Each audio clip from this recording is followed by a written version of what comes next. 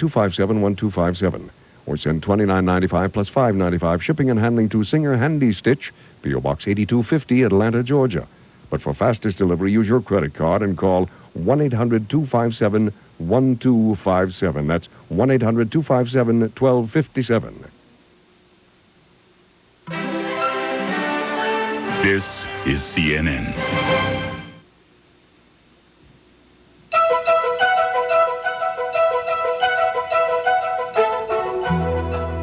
Germany's terrifying past and its haunting echo today. Are neo-Nazis on the fringes, or have they touched a nerve in a changing Germany? We'll explore the aspects of this phenomenon today on World Day. To our viewers in the United States and around the world, welcome. I am Reid Collins in Washington. And I'm Bobbie Battista at CNN Center in Atlanta. The horror of Yugoslavia's civil war is captured today in the ruins of Vukovar. Civilian victims are pouring out of the Croatian city, where few buildings have survived weeks of shelling by Serbian and Yugoslav army gunners. We have two reports today, one from Vukovar, where allegations of massacres are being raised by both sides, and another report from Okashica, where people are also emerging from the wreckage of their homes. We caution you that some of the video is very graphic. Paul Davis begins our coverage. It was a desperate gamble driving through the no-man's land that separates the two forces, but the French minister had decided this was the only way to save hundreds of trapped women and children. We passed through the Federal Army lines just half a mile outside Dubrovnik. We'd been told the army was closing in, but it still came as a shock to discover just how many Federal soldiers are now just a few minutes' drive from Dubrovnik. For those of us who've spent weeks on the wrong end of the army's bombardment of the city, it was a strange experience meeting the men responsible. As Minister Kushner tried to negotiate passage through to the occupied villages, the soldiers told us they were all from Montenegro. One even apologized for destroying Croatian homes. They opened fire from this place. A group of senior officers of the Serbian-led army arrived to announce that the humanitarian mission would be allowed to proceed to the newly captured village. Traveling under army escort, we were led to the village of Mokoshica, just as troops were taking control of the streets. These soldiers were clearly edgy after a night-long battle to capture the village. The French minister explained to Red Cross officials that the soldiers had promised there would be no more shooting. And slowly, the people began to emerge from the wreckage of their homes. First in ones and twos, then in larger groups. These people had spent days hiding in cellars. There were claims that hundreds more were still too frightened to come out. I think 1,500 people, I think, about 2,000. The minister attempted to negotiate the evacuation of the civilian population in an underground shelter that had for weeks been home for hundreds of families. They lived down here while their homes were destroyed. Now, with the Croatians defeated, they fear they've lost everything. On the streets, the army sent in to crush the breakaway republic. Many of the residents appeared in a state of shock. But as ever, there were contradictory images and statements. This man claimed the village had in fact been liberated. We are free. We can say that we are free now. You say that. Okay, you say that. Not me. Not me. In front of television cameras, a senior federal officer attempted to comfort a distraught boy. But there were those, albeit a minority, who appeared genuinely pleased to see the army's arrival. The French minister emerged from his talks with two young boys. Along with a pregnant woman, they could leave immediately, with a mass evacuation agreed for later in the week. For weeks, this village has been a battlefield. Now it has finally fallen to federal forces. Its women and children are being given the opportunity to leave.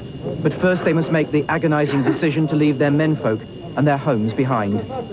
Minister Kushner is also hoping the federal army will agree to pull out of the village altogether, leaving it as a neutral zone. The beginning of a little island of peace, here in the middle of hell. So let's say that this is the beginning of maybe something. I don't know. But gunfire just a few yards up the road, a reminder of the difficulty that faces any peace initiative here. Those who are being ferried to safety, once again forced to run for their lives as bullets whistled down the street. Paul Davis, ITN, Dubrovnik. The hospital in the shattered town of Vukovar might better be described as a mortuary. After a 3-month siege, the town fell this week to the Serbian-led federal army. Hundreds of wounded civilians have been evacuated from the hospital's basements, leaving only the dead to be buried. At least 60 bodies were found beside the hospital. Today they were preparing a mass grave as Serbs and Croats traded accusations of the massacre of civilians. Serbian-controlled television interviewed a freelance photographer who claimed to have seen the bodies of 41 children murdered by Croats. His claims haven't been substantiated and, like many similar allegations, may never be. What is not in dispute is that an end to this civil war is no nearer. Here, another Croatian headquarters has been ransacked after the fall of yet another village to the federal army. The fortunate among the defenders are those like these Croatian policemen who've escaped with their lives but are now prisoners of war. The Serbs are now on the offensive in eastern Croatia, their advance possibly unstoppable, as they turn to their next objective, the regional capital of Osijek. And as they advance, the numbers of refugees, the homeless, the sick and the helpless continues to rise.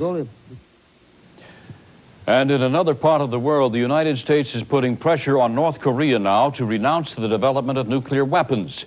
Defense Secretary Dick Cheney announced in Seoul, South Korea, a delay in American troop withdrawals planned in 1993 through 95. Cheney says the reduction from 40,000 to 36,000 will be carried out by the end of 1992 as planned, but then there will be subsequent delay. We are convinced, says Cheney, that North Korea is developing the capability to build a nuclear weapon. A top Soviet agricultural official today welcomed a $1.4 billion U.S. aid package, but says he hopes there will be more. The U.S. offer includes loan guarantees of $1.25 billion to purchase grain for livestock, grants for emergency food purchases, and assistance in agricultural and food distribution techniques. Well, racial violence is nothing new, but it is putting on an old face in Germany, and it is spreading. We'll show you the new look of a dismal past.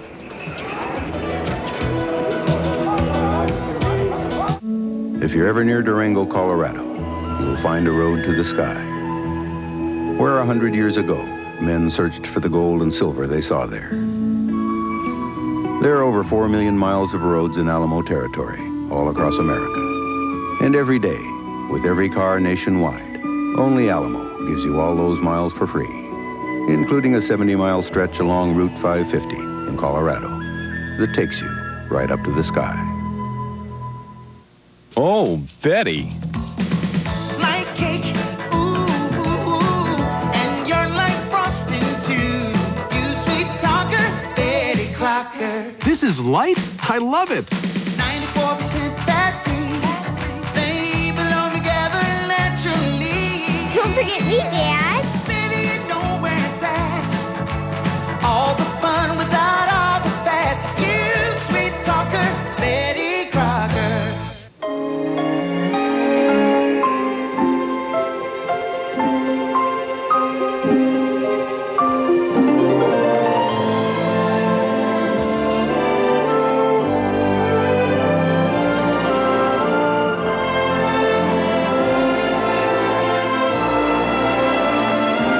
For those whose romance with the road is rekindled with each sunrise, beautiful mornings begin at 8. Super 8 Motels.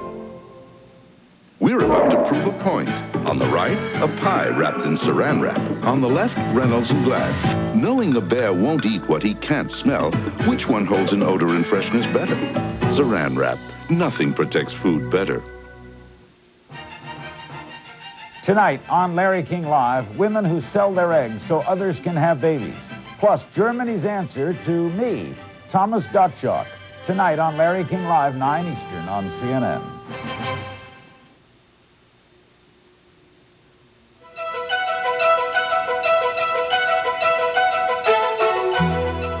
Those who ignore the past are condemned to relive it. The words of the philosopher Santayana have relevance in those European countries where neo-Nazism seems on the rise. Neo-Nazi demonstrations in Europe have been well attended, many by those too young to have any first-hand knowledge of Franco, Hitler, Mussolini, and/or fascism. 6 million Jews murdered by Nazis during the Holocaust, and the current Israeli Foreign Minister David Rieff has called on the governments of Europe to take adequate measures to prevent and uproot all the fascist and neo-Nazi trends. The new wave Nazis, many of them sporting shaven heads, have imitated the violence and the racial intolerance of their predecessors, beating those of differing racial and ethnic backgrounds and trashing their businesses, bringing back bitter memories of that crystal night.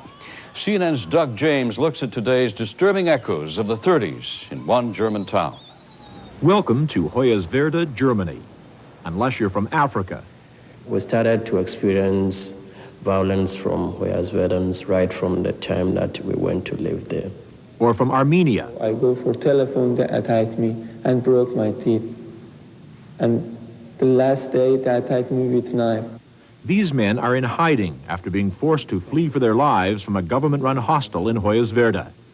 It happened on the night of September 22nd, after a week-long siege by neo-Nazis who firebombed their apartments. Neighbors applauded as 230 refugees were bussed out of town. I was in Hoyerswerda, and I was really shocked to see the hostility, not to say hatred, of people against foreigners. And the word Ausländer was on the tip of everybody's tongues almost every minute. And there was an atmosphere which was really quite like one I've never stepped into in my whole life. I found it terrifying, and the atmosphere really was a pogrom atmosphere. The groundswell of support for racism and even for right-wing extremism in Germany is greater than we hitherto thought. What happened here is not unique to Hoyerswerda. So far this year, there have been hundreds of similar attacks throughout Germany as a rising tide of nationalism sweeps across the country. Once again, Nazi slogans are the hallmark of some disenchanted German youth who see all those of a different race as the enemy. I don't have a bandaged hand for nothing. I was operated on because I had fights with niggers. I will never give up. It's either us or the foreigners. Germany for Germans. Sentiments expressed in countless telegrams and letters to Hoyerswerda City Hall, congratulating the community for getting rid of its foreigners. Local officials, who are now concerned about losing outside investment because of the city's tarnished image, say the views are those of a minority. Hoyerswerda has been turned into the scapegoat of the nation. With the vast strip mining operations at Hoyerswerda now threatened by the post-unification economic downturn in the east, more young people here worry they'll lose their jobs.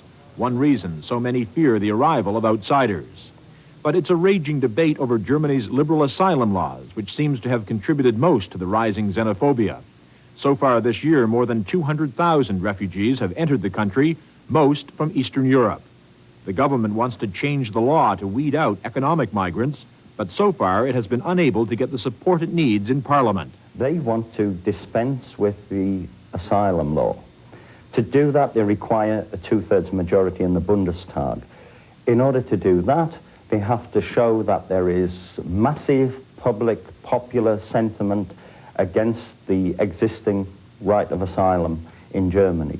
And of course, therefore, if there is a lot of violence and a few people get injured, and it meets the purpose, it fulfills the need. A cynical view, but one shared by those still waiting for Chancellor Helmut Kohl's government to take steps to stem the tide of right-wing extremism. In Hoyerswerda, the apartments the refugees were forced to abandon are being renovated. They'll be rented to Germans. But the government plans to send more refugees here early next year, continuing its policy of sharing the burden among communities throughout the country. Despite numerous marches and demonstrations by concerned Germans, appeals for tolerance may again be answered by violence. If the foreigners return, I'll go after them with an axe. Doug James, CNN, Hoyerswerda, Germany. A member of the German Parliament and the Dean of the Simon Wiesenthal Center both will comment on this rise of neo-Nazism when World Day continues.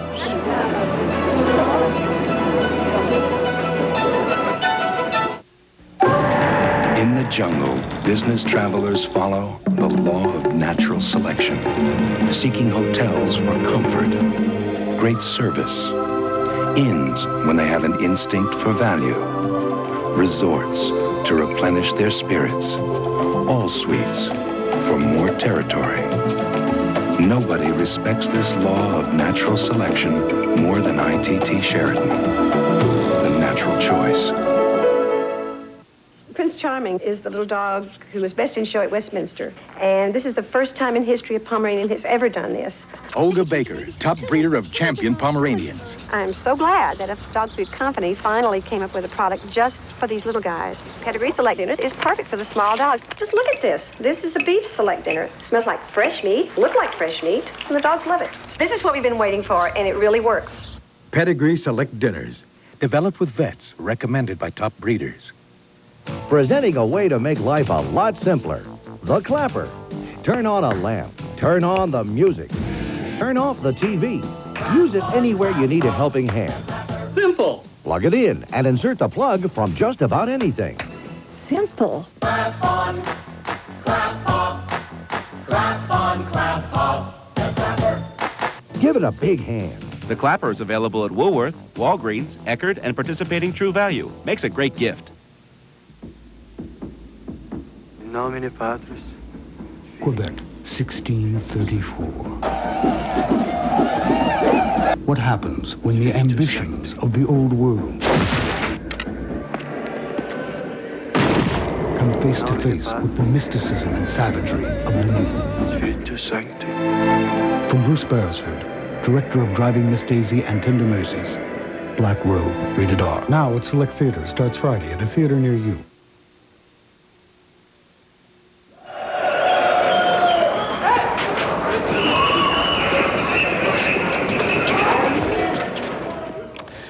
The rise of neo-Nazism has been more evident in Germany, especially in what was East Germany, where neo-Nazism has sometimes shown a violent face, as we have seen. Joining us to talk about this movement are Burkard Hirsch in New York. He is a Free Democratic Party member of Germany's federal parliament. And in Los Angeles is Rabbi Marvin Hier. Rabbi Hier, the founder and dean of the Simon Wiesenthal Center, the international organization dedicated to monitoring anti-Semitism and Nazi activities around the world. Gentlemen, thank you for joining us. First, the parliamentarian, let me ask you, why, in a nutshell, is there a rise of this sort of sentiment now? I wouldn't say it is a neo-Nazism, but it is a fear against foreigners living in Germany. We face a wave of migration to Germany, not only by asylum seekers, and people, especially in the eastern part of Germany, are not at all acquainted to live together with foreigners. So it's a process of learning.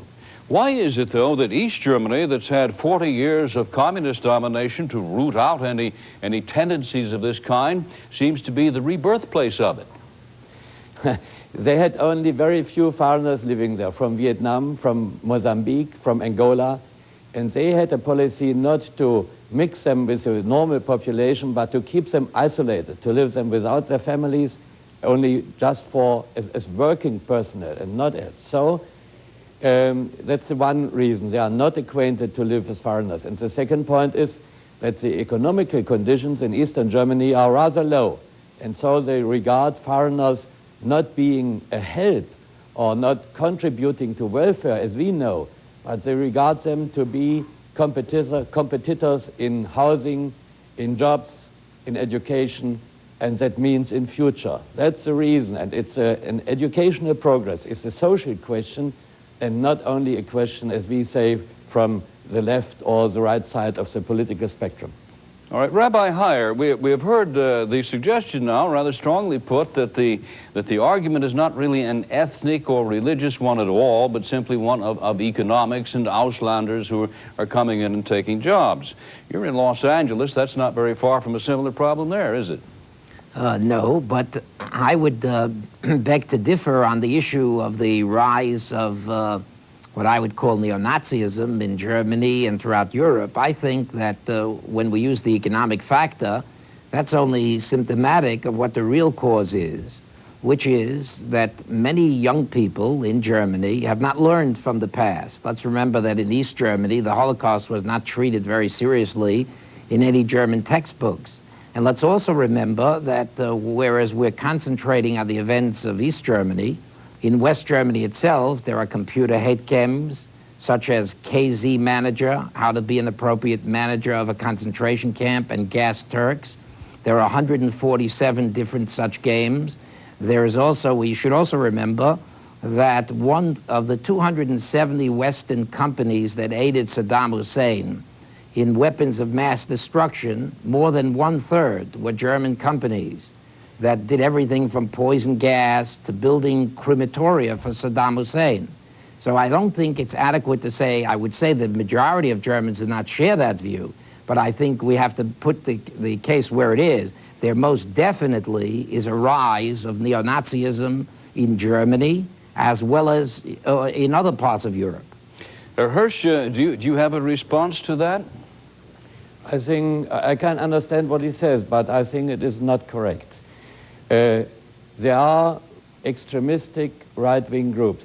They know what they are protesting against. They protest against foreigners. They don't know what they are protesting for. There is no anti-Semitic movement in Western Germany, really not. I'm the vice president of the German Israeli Society, and I know what I say. We should say, gentlemen, and this may be a little bit of news here, that Chancellor Kohl has responded to a letter written November the 11th to him from the American Jewish Committee, and he addressed his letter back November 19th, I believe, saying that he wants to demonstrate once again, it's a rather long letter, we won't read it, but his commitment to stopping any neo-Nazi activity or any National Socialism renaissance in his country. Time and time again, I have said in this context, he says, anyone who is persecuted in his home country for racial, religious, or political reasons must continue to be able to find refuge in Germany. Is this, Rabbi Hier, part of the problem, as we've heard intimated this morning, that there are so many refugees due to a very liberal refugee and asylum policy of Germany, that is at least giving rise to some of the difficulty? Well, first, let's say that other Western countries, such as the United States, we have quotas where foreigners are allowed into this country, sometimes large amounts. For example, Soviet Jews, 50,000 a year. In Germany, instead of quotas of allowing immigrants to come into Germany, they do not have such a system, and therefore they rely, those foreigners come into the country seeking asylum. And so I would say that, if we use the economic factor, we could use that everywhere throughout the world. But I think that Germany bears a special responsibility. And I think if we look at the question of education in East Germany, look at the textbooks, look very carefully at the fact, and I don't want to, have a blanket indictment of Germany. That's not my intention. I'm just stating a fact that up before 1960, there was no serious textbook in any German school dealing with the Holocaust. That's 15 years after the Holocaust. And that is documented. That cannot be debated. And as a matter of fact, in 1960, when the earliest textbooks dealt with the Holocaust, it was only because of a spate of anti-Semitic outbursts that took the country, and there was international protest. So my point is, German society has often been reactive and not proactive. And what we need to do is become much more proactive in order to nip it in the bud. All right, Rabbi Hirsch, Rabbi Hier, parliamentarian Hirsch has told us, and I wonder if you have any evidence to indicate to the contrary, that there have been, in this rise of neo-Nazism, if that's what we want to call it, no incidents of anti-Semitic or direct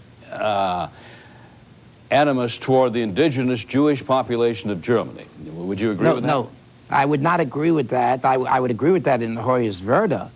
There are no Jews there, but I would not agree with that in Germany as a whole. For example, the game that I spoke about, KZ Manager, which is produced and manufactured in Germany, attacks Jews and Turks. There's a game called Aryan Test. And for 6 years, the police have not found the individuals responsible for producing or manufacturing those games. Those most definitely are attacks on Jews. And they're Herr not Hirsch? only attacks on Turks. Herr Hirsch, you were the guest. We'll give you the final word. The Rabbi mixes together several things. I would just like to invite him to the Jewish communities in Düsseldorf, Frankfurt, or Cologne, just to speak with them and to see if there's anti-Semitic movement or not. We have a problem with foreigners, that's correct. We have a lot of them coming to Germany for political reasons as asylum seekers. We have a lot of them coming to Germany for economical reasons. We have a lot of ethnic Germans from Eastern Europe, more than 1.5 million in the last 2 years to come to Western Germany, and that causes, of course, economical and social difficulties. We know it, we regret it, and we fight these difficulties as much as we can.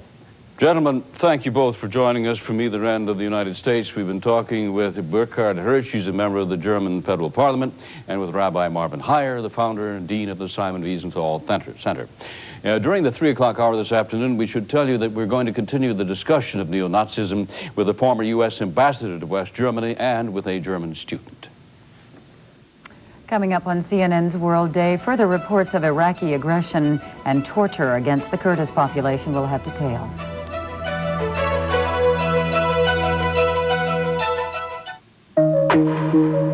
Cutting down trees is an emotional issue. But the need for wood isn't going to disappear. And neither is the need for wilderness. The challenge is to find the right balance. That's why our leading forest products companies have set aside more than 1 million acres of protected land for all those who need the wilderness. The American Forest Council, helping to protect the future of America's forests. Generations. To be part of one is much more than the simple matter of your birthday. It's to be part of an era. It's to have fallen in love to a rock band and not a big band, or to have played ball with an aluminum bat instead of a wooden one. It's to have done things as no other generation would. And yet it's also to share one idea with all of them. For every generation, there's a gap. That's life. You guys around next week? Not me, I'm off to State College on Saturday. You're still going? That's great. What about your dad's surgery? Yeah, the bills and stuff. No problem. He had some extra insurance to help pick up the bills. Aflac Supplemental Insurance helps close the gaps in your health insurance, like deductibles and co-payments. Aflac lets life go right on, and that's the peace of mind you want. Aflac, insuring over 35 million people worldwide.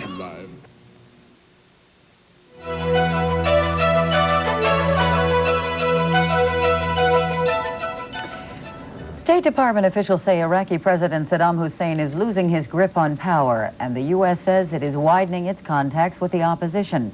Mr. Hussein may soon face an uprising from one of those groups in northern Iraq. Reporter Terry Lloyd has the story.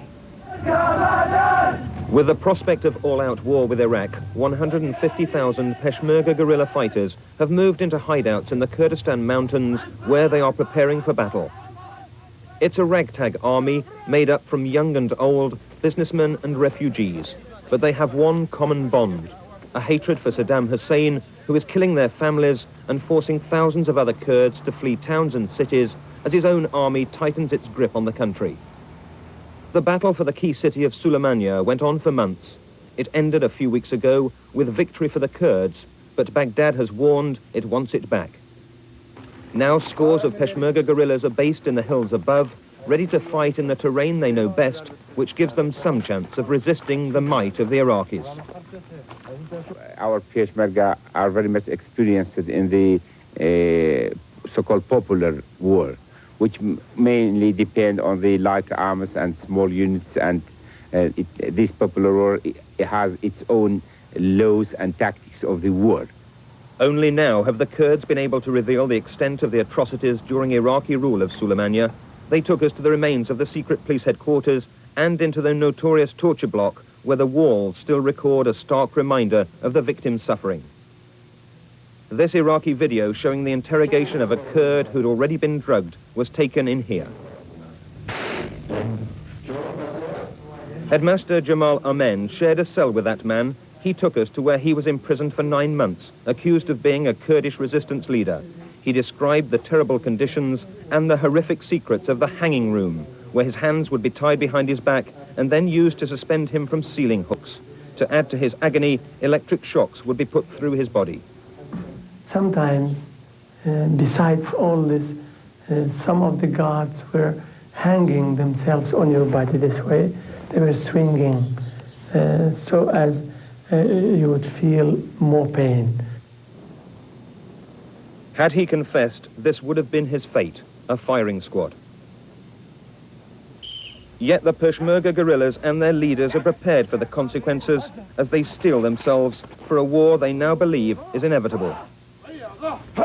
Terry Lloyd, ITN, in Iraqi Kurdistan. And still to come on World Day, a look at the headlines, a check of the business news, and also an immigration wave in Los Angeles.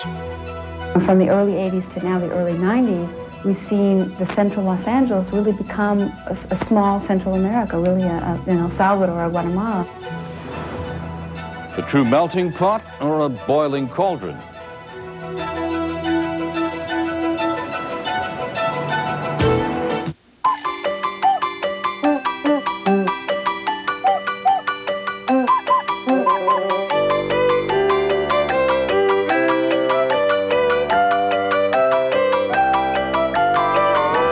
If all dogs were just puppies, all we'd make is puppy chow, with more nutrition than most adult dog foods for a healthy start. But dogs are different. That's why we make puppy chow, dog chow, fit and trim, and Purina High Pro. Pet tested, veterinarian recommended. Campbell's heard your healthy request. Low cholesterol. Less salt. But lots of taste. Here's our answer. New Campbell's Healthy Request ready-to-serve soups. All the great taste you want without some things you don't. New Campbell's Healthy Request. And healthy. With 5 powerful cleaning agents, Fantastic not only outcleans all others on greasy kitchen dirt, it's the perfect do-it-yourself cleaning kit for almost every surface in your kitchen and bath. 5 Cleaner Fantastic. More power, more places. World Day continues, followed by Day Watch after this local commercial break, next on CNN. Dodge announces the ultimate guarantee. A plan that helps protect your new Dodge Caravan from the day you buy to the day you sell. It's your assurance of value when you buy, safety when you drive, security when you need it. A warranty choice no one else offers. Even guaranteed value when you trade. You can't do better than that. Hurry to Granger Motors before your monster deal disappears. Well, I think they first get married, and then they go to the beach. That's where they get it, at the beach. It's very tidy, like a speck. It grows inside the mommy, and finally they have to go to the hospital. When my mommy has a baby, it's gonna be my little sister.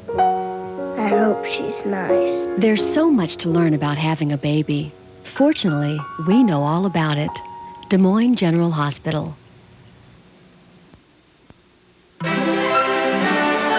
This is CNN.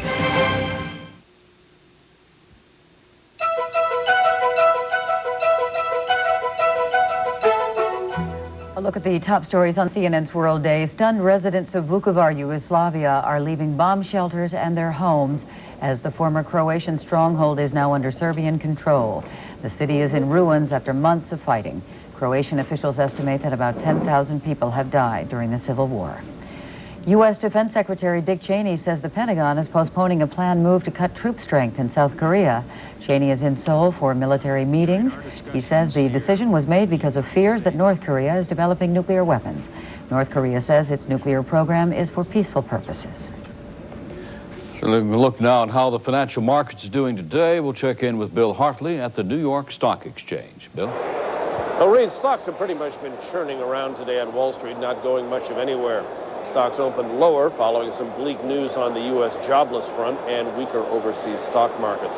Right now, the Dow Jones Industrial Average is up very slightly, a gain of about 2 points, 2.5 at 2932.5. New York Stock Exchange volumes moderate today, 42 million shares changing hands. Decliners beating out advancers by a 3-2 margin. The broader markets are lower, while the secondary markets are higher. Officials from the Group of 7 industrialized nations agreeing to a new aid package for the Soviet Union. This package does not require the Soviets to put up half their gold reserves as collateral. Several Soviet republics had protested that requirement.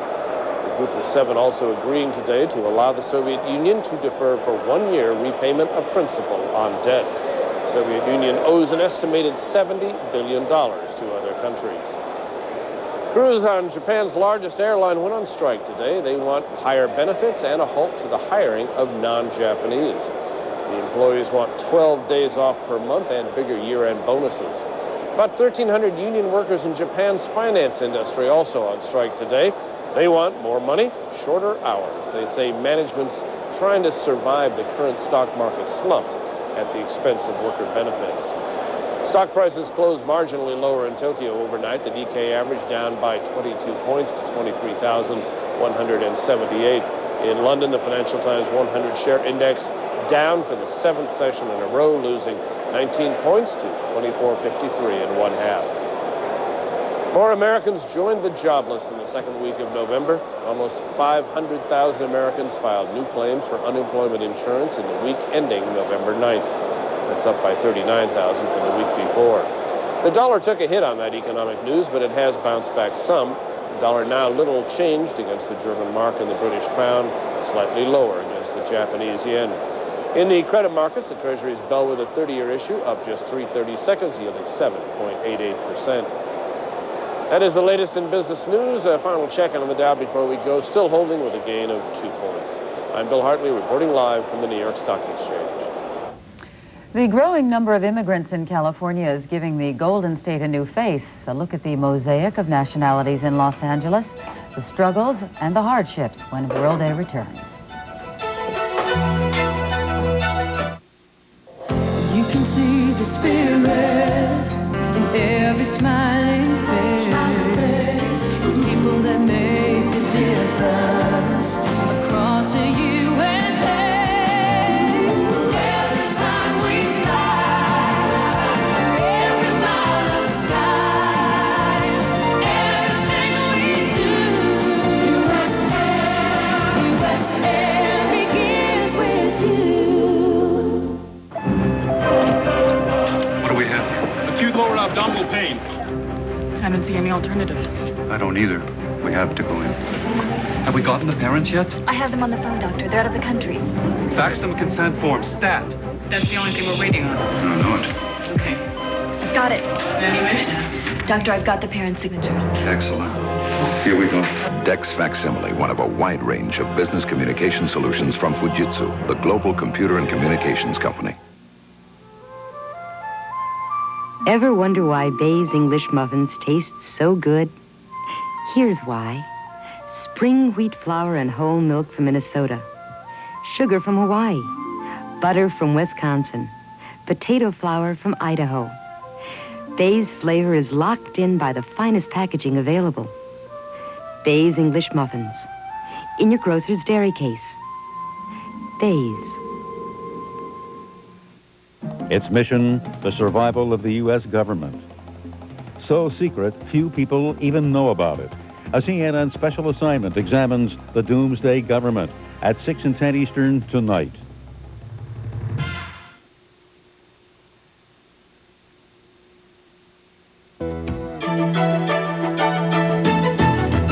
Hello, I'm Donna Kelly. Coming up at the top of the hour for our U.S. viewers, U.S. citizens are gloomy about the nation's economy. We'll tell you just how pessimistic people are. On Watch Your Dollars, you'll learn how to avoid jewelry scams. And we'll have the rescue of dozens of starving greyhounds heading for South American dog races. That is all coming up at the top of the hour on Day Watch. With a new wave of immigration, Los Angeles is getting to be one of the more ethnically diverse cities in the United States. According to an article in Time magazine called Shades of Difference, 33,000 immigrants from Mexico fled to California in 1989 alone. 24,000 from the Philippines, 16,000 from Vietnam, 10,000 each from China, Korea, and Iran. The article says during the past 10 years, the Asian community grew by 127%, while the Hispanic community grew nearly 70%. Immigrants flee homelands looking for better ways of life, for one thing. Many believing California with the Hollywood and sun image is the answer. Many find living there is not just life in the sun, though. CNN's Greg Lamont examines one family's struggle.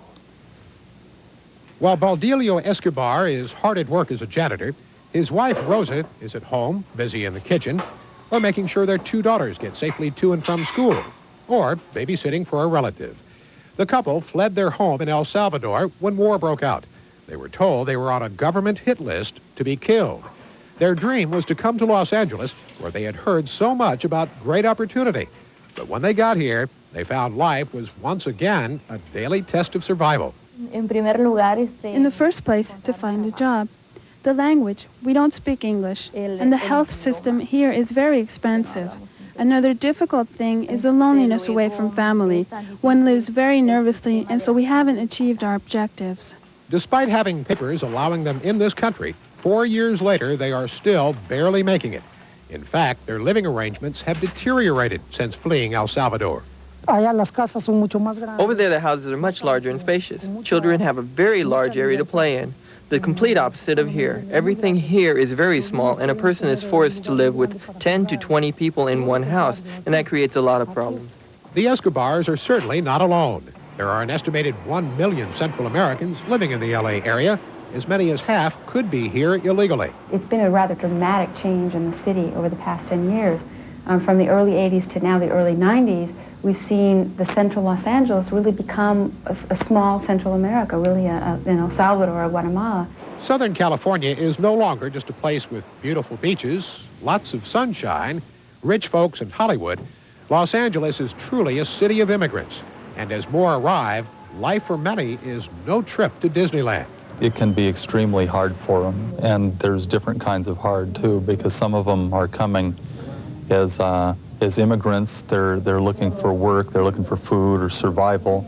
Others are looking for survival in even more primitive sense. They're just trying to not get shot. The Escobars hope to return to El Salvador one day, but not now. With all the difficulties they face just trying to survive here, they say at least they can go to sleep at night, not having to worry whether they'll wake up. Greg Lamont, CNN, Los Angeles.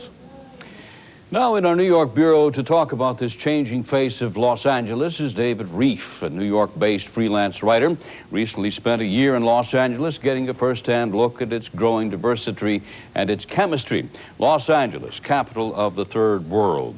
Mr. Rieff, is this indeed a possibility that the third world will look to L.A. as the capital? Well, I think it already does. The segment that you ran only tells a part of the story of the kind of influx of people from East Asia and Central and South America, as well as Mexico, which is still the largest sender country, that are coming into L.A.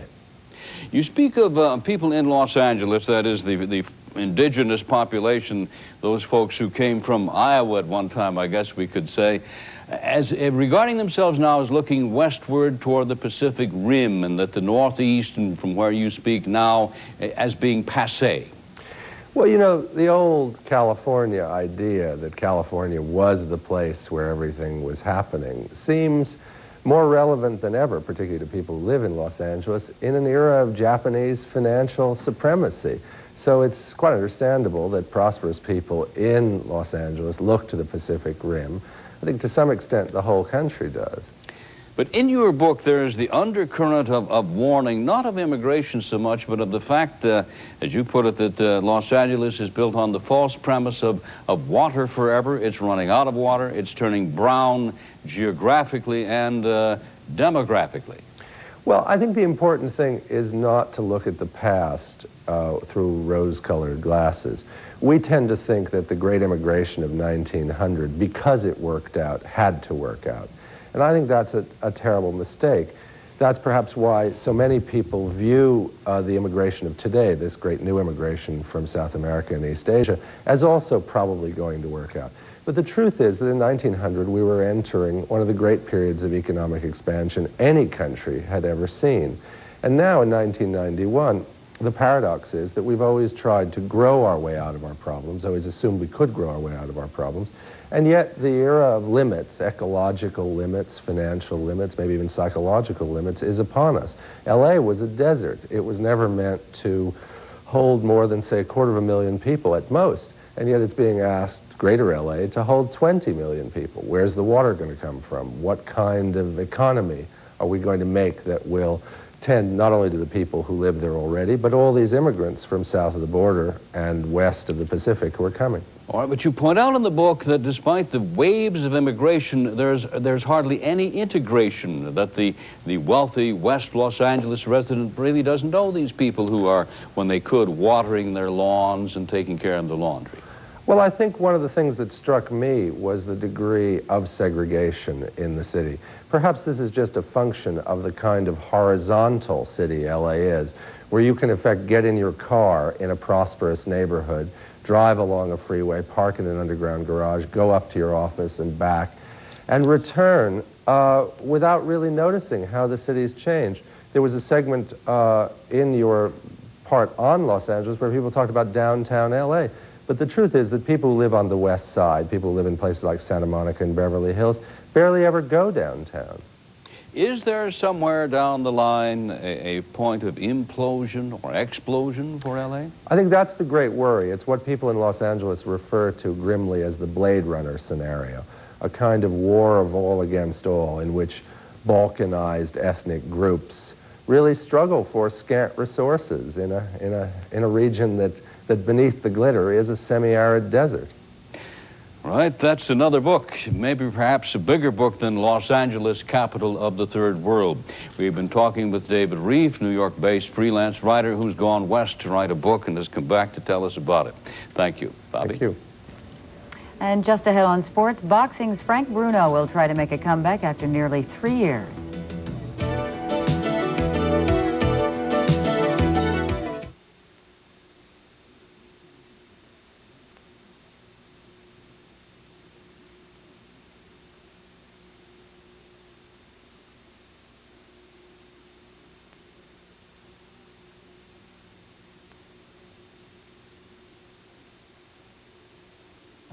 When it comes to education, only one use program designed specifically for use in schools earns overwhelming support from teaching associations, parents working with schools, and key academic administrators.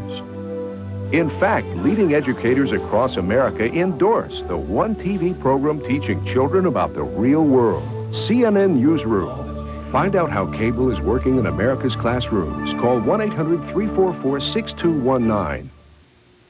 World economics, a complex, ever-changing machine. What happens within its delicate framework affects every minute of your life. Whether your concerns are on Main Street or with Wall Street, you need information to manage them intelligently. Every day, CNN gives you a thorough look at changes in the economics machine, viewing details in ways you can understand. Business news to keep you in time with change on CNN. Well, there are 2 film festivals in Cannes, France, you know. One is for the movies, and the other is for commercials.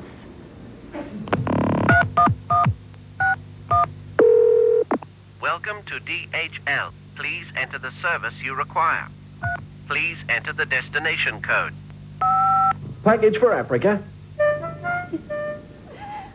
Our guest tomorrow will tell us about the festival that salutes advertising from around the world. Well, it's time anyway to look at the World Day weather forecasts now with Ted Textor at the CNN Center in Atlanta. Ted. Thank you, Reid. We want to start out in South America, where we'll take a look at really some stormy weather through mid-sections of the continent. Further to the north, there are 2 actually low-pressure troughs that are stretching across Colombia, Argentina, producing some rain showers there, more scattered further southward until you get way down to the south and across Chile, Peru. There's still more rain shower activity. It looks like most of the southern half of the continent will enjoy some sunshine throughout the daytime, but more showers on further to the north. Now to the Pacific. We want to take a look at what's going on there. There is just a little bit of commotion further to the east across the Caroline Islands onto the Phoenix Islands. 2 low-pressure centers producing heavy thunderstorms, gusty breezes there. Conditions in Calcutta at this hour, or at 1200 Greenwich Mean Time, 23 degrees centigrade or 74 degrees Fahrenheit. Further to the west then, some scattered showers across Indonesia. Across China, a little bit of rain shower activity, and further to the north, northern China, some snow showers being produced. On further southward, Australia, central sections, some rain showers there. Looks like a little bit of cloudiness throughout most of the daytime. Africa now, and we see what's going on. High pressure right smack through the equatorial regions, producing lots of sunshine through the day. You can see a front further to the north we'll look at a little more closely in the European condition map, but on further to the south, more in the way of rain shower activity. Just across the island of Diego Garcia, another tropical cyclone is beginning to develop there rather rapidly, as a matter of fact. European conditions now to show you what's going on. If traveling to Europe or there already, you'll see more in the way of rain shower activity. Western Russia, low pressure, and stretching on further to the south, another front through about Italy, producing sometimes some heavy storms. In the north and Scandinavia, more rain and mainly snow shower activities. There's cold air coming in behind that low across the British Isles, northern part. You'll see some rain shower activity throughout this day. Now, these forecasts throughout this day across the globe.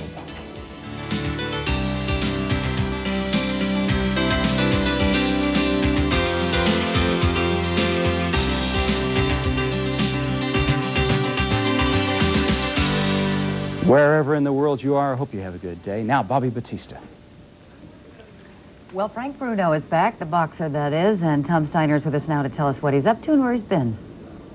Bobbie, Frank Bruno feared his boxing career was over after having surgery to repair a torn retina back in April, but he was wrong as the British boxing hero began his comeback in style, barely breaking a sweat against part-timer John Emmond yesterday in London.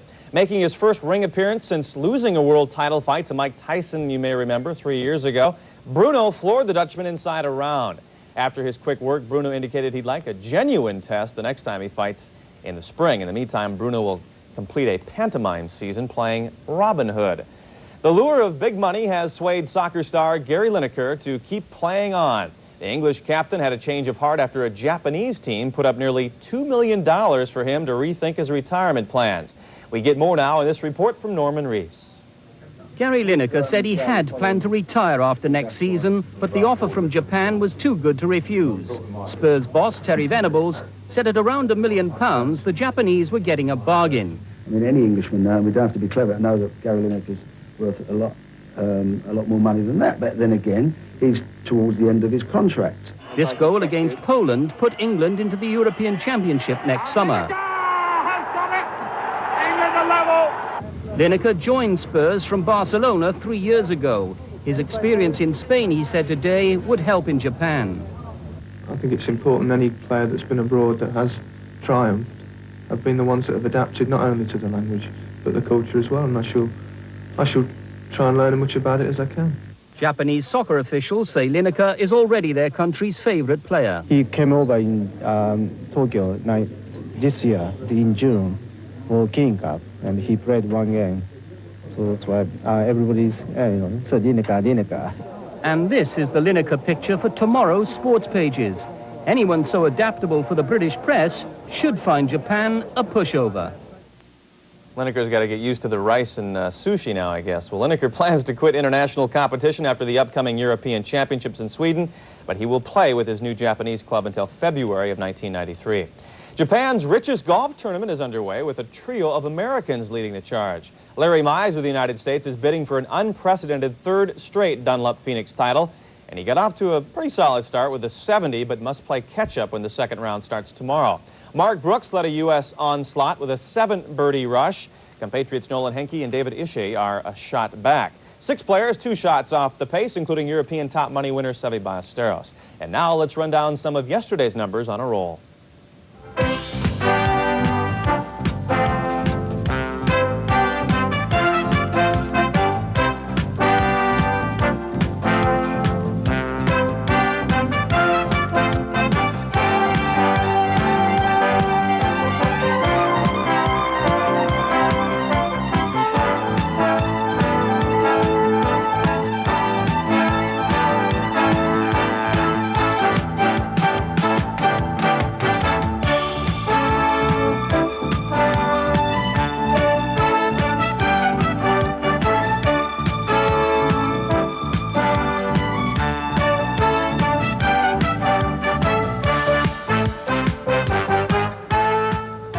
Back with more sports after the top of the hour. Until then, World Day continues in a moment. Old MacDonald had a mule. He lived in Ohio, and on his mule he hauled supplies to where he had to go. Well, he hauled things here and he hauled things there. Here he hauled, there he hauled, everywhere he hauled, hauled. Old MacDonald had a mule. It didn't cost much dough. The hard-working Mule 500 from Kawasaki carries everything but a big price tag. Affordably priced at $39.99. Old MacDonald had a mule, and boy did that thing go.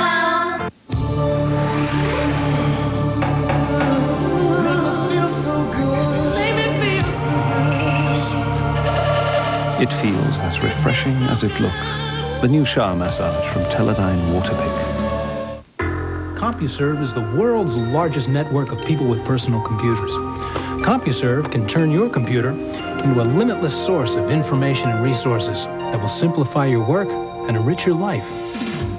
It combines the power of your computer with the convenience of your telephone to bring you hundreds of online services, like a reference library and international news wires. It helps you decide on investments, make airline reservations, and shop the electronic mall. It connects you with other computer owners and offers games against opponents around the country. Just call 1-800-522-4477 for more information or to join CompuServe. Just call this number today and get a membership kit for only $39.95 with usage charges as low as 10 cents a minute. CompuServe. You'll never stop finding new ways it can help you. Call 1-800-257-1257. You'll get 28 issues of the sporting news for just 4 payments of $4.99. Save 71% off the newsstand price. The sporting news, more than just the score. That's 1-800-257-1257.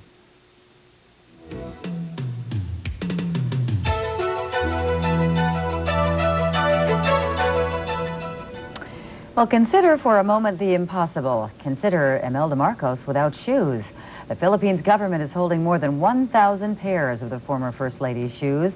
It also holds scores of her designer clothes. Mrs. Marcos left the items behind when she and her husband fled the country in 1986. The dresses and shoes are being held as security against $205 million in taxes the government says she owes. That is World Day. I'm Bobbie Battista at the CNN Center in Atlanta. And I'm Reid Collins in Washington. Now Donna Kelly and a preview of what is next. Reid, thank you. Coming up on Day Watch, hours before he's to sign civil rights legislation, President Bush is using his editing pencil. He is said to be rewriting plans to scrap preferential hiring after drawing flack from civil rights activists. Flu bug off to its earliest start in years, and you'll hear an expert on jewelry scams reveal how to make all your holiday purchases gems and not jokes.